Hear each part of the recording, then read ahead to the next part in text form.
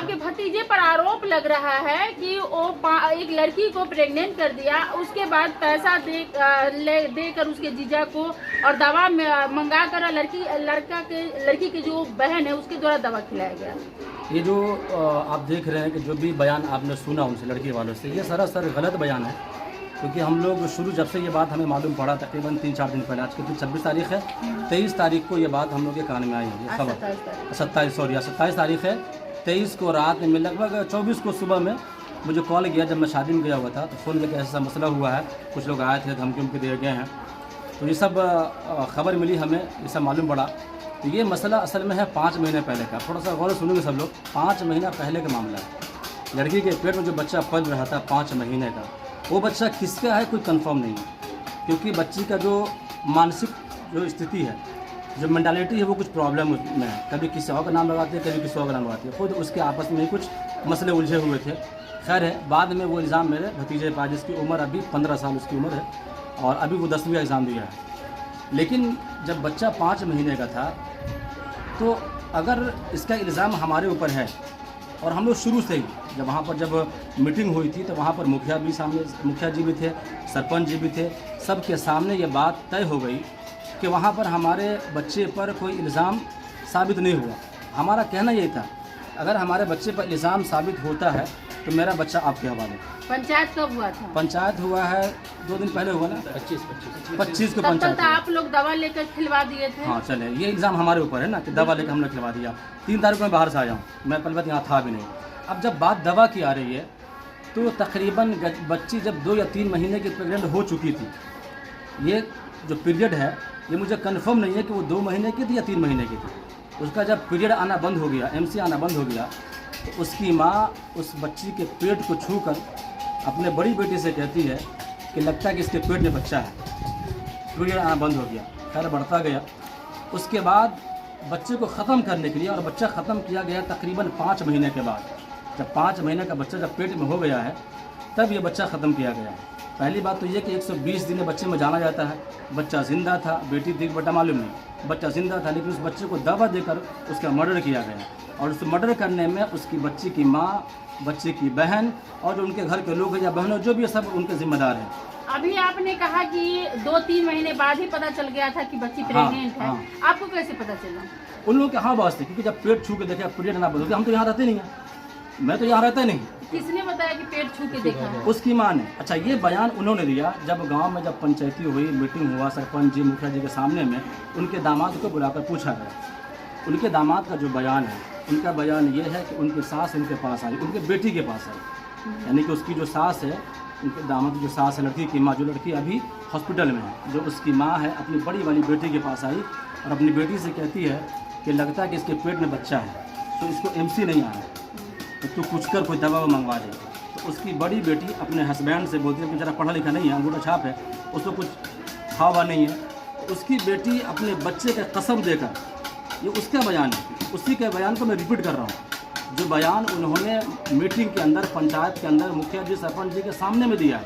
कुछ लोग यहाँ पर मौजूद भी है उस मीटिंग में। मैं बोलूँ चलो मैं झूठा हो जाऊँगा, कुछ लोग यहाँ पर गवाह भी, जो ये बात हुई थी, उन्होंने जो बयान दिया कि उनकी सास वहाँ आई, अपनी बेटी से कहती है, उनकी बीवी ने कसम देकर दवा मंगवाई। फिर वो दवा कहती है कि आप पैसा से दवा ला दो, खिंडा सीकर, ये जुमला भी ज़रूरी इस्तेमाल करना है, खिंडा सीकर हम आपको पैसा रिटर्न कर देंगे। अब बताइए कि इसमें पैसा हमारे घर से कहाँ मिला? आप खुद बताइए कि पैसा, ये उनका बयान है, उनकी ज़बान को मैं रिपीट कर रहा हूँ। लड़का यानी कि लड़की के जीजा बताया? लड़की, हाँ ये लड़की मुझे नहीं बताया, पंच को बताया उन्होंने, पंच को बताया उन्होंने कि उसकी सास आई और उसको कहती है कि आप अपने पैसे दवा ला दो, खिंडा सीकर मैं आपको पैसा दूँगी। तो अभी लड़की फिलहाल अस्पताल में है, आप इलाज क्यों करवा रहे हैं? ये बात भी सही आपका सवाल है। इलाज करवाने के पीछे मकसद ये है और वजह ये है क्योंकि हम लोग समाज में रह रहे हैं। जब वहाँ पर पंचायती हुआ, मीटिंग सब हो गया, मुखिया जी सरपंच जी के सामने में उन्होंने कहा कि सबसे पहली बात तो ये है कि आप पर इल्ज़ाम लगा है लेकिन साबित नहीं हुआ है। ये जुमला है, इल्ज़ाम लगा है लेकिन साबित नहीं हुआ है, लिहाजा बच्ची बीमार है, पहले उसका इलाज करवाया जाए और बच्ची गरीब है तो इसका खर्च आप दे दें। हम लोगों ने सहकार लिया सिर्फ समाज के नाते, क्योंकि हम लोगों की मदद करते हैं। आप गांव में किसी से पूछ लें, क्योंकि हर गांव में हर आदमी का दोस्त और दुश्मन भी होता है। आप किसी से पूछ लें कि हम लोगों की हेल्प करते हैं कि नहीं करते हैं, और हमारी फैमिली कैसी है, हमारा घराना कैसा है लोगों के साथ, क्या हमारी लड़ाई झगड़े हैं या हमारे घर में कोई केस ऐसा है पहले से, ऐसा कुछ भी नहीं है हमारे घर में। तो बस इंसानियत के नाते, मोहब्बत के नाते, गांव की बच्ची थी और वो इस कंडीशन में नहीं थी कि उसको लेट किया जाए। तो पहले हम लोगों ने ये कहा, चौकीदार भी थे, उन्होंने भी कहा कि काम कीजिए, पहले इलाज करवाइए, पैसा को मत देखिए, पहले आप इलाज करवा तो दीजिए। क्या आपके कथनानुसार आपके भतीजा का बच्चा उस लड़की के पेट में नहीं था? हमारे हिसाब से नहीं था, अब जांच करवाते वो, उन्होंने तो सबूत ही खत्म कर दिया ना। तो किसका बच्चा था? अब बच्चा किसका था ये तो जब जांच होता जब मालूम पड़ता। मैं अभी भी ऑन कैमरा आपसे कह रहा हूँ, अगर मेरा बच्चा जिम्मेदार है तो जाए, उसको थाना के हवाले कर दे, वो जेल में जाए, हमें कोई ये नहीं है, इसे हम कोई उसको बच्चे को कुछ बोलेंगे भी नहीं। कहा जा रहा है कि आप लोग थाने वाले को पैसा दे दिए इसीलिए केस ये नहीं तो लगा। इल्ज़ाम लगेगा ही ना कि थाने को हमने पैसा दिया है, थाने पर वो खुद गई थी, थाना उनके पास आया था। थाना पर जब जब जाती है तब आपके पास कॉल आ जाता है किसी न किसी कैसे कॉल आएगा? अब इतने बड़े आदमी तो नहीं है कि कॉल आ जाएगा हमारे पास। आप खुद सोचिए, इतना हमारे इतनी पहुँच नहीं है कि हमारे पास कॉल आ जाएगा, इतनी पहुँच नहीं है। हाँ ये है कि वो थाने पर जा रहे हैं, लेकिन थाने से उनको जगह पहले इलाज करवाओ। परसों की रात में वार्ड मेंबर मौजूद हैं, आप उनसे भी रब्ता कर लेंगे। वार्ड मेंबर हमें फ़ोन किया, अचानक लड़की की तबीयत ख़राब हो गई, वार्ड मेंबर का फ़ोन आया कि भाई ऐसी बात है, बच्ची बीमार पड़ गई है, कोई पैसा निकाल नहीं रहा। ये जुमला वार्ड मेंबर का है। मैं बस रिकॉर्डिंग तो नहीं है कॉलिंग का कि मैं आपको सुना दूँ प्रूफ के तौर पर।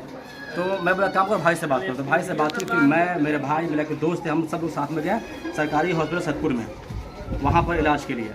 तो वहाँ पर रात में वो रुकता नहीं है। हमने कहा काम कीजिए, इसको आप जो है जल्दी चाहते हैं अगर रिकवरी करना तो इमरजेंसी में सीतामढ़ी ले जाके इसको इलाज करवाते हैं, प्राइवेट में इलाज करवा देते हैं। बाकी जो मैटर बाद में सॉल्व कर लेंगे, पहले जान तो जहान।